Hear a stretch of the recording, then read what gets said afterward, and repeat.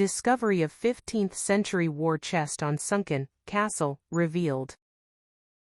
Sweden, a centuries-old war chest, may help archaeologists understand the fire and explosion that sank the flagship warship of King Denmark. Underwater archaeologists in Sweden identified the chest on the wreck of a 15th-century warship containing tools for making lead shot for early firearms, Live Science reported on April 23. The discovery reveals crucial changes in naval warfare at that time. The sunken ship, named Gribshunden, Griffin's Hound, likened to the floating castle of the Danish royals, sank in 1495 off the southern coast of Sweden after a fire contributed to the explosion of gunpowder. The discovery could shed light on the fate of the ship, according to Rolf Warming, a maritime archaeologist and PhD student at Stockholm University.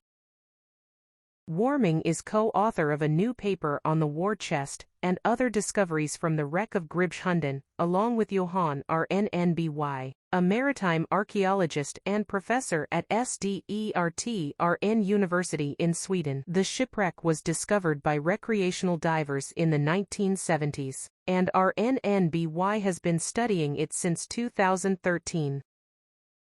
The new findings also indicate the early development of naval warfare from direct ramming and hand-to-hand combat from ancient times to long-range attacks using firearms, according to Warming.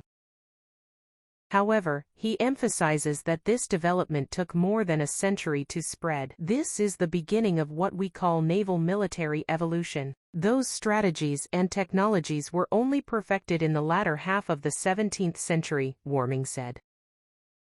Warming and Rnby used photogrammetry, a technique involving stringing together digital images to create an accurate 3D model of the war chest.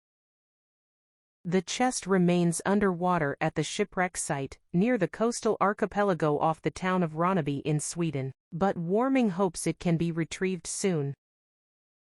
Preserving the artifacts in the chest will be a lengthy process. Based on what can be seen from the top layer of the chest, it contains several differently sized molds for making round lead shot for early firearms, lead plates for melting and pouring molds, and a cylindrical box that appears to be a gunpowder cartridge.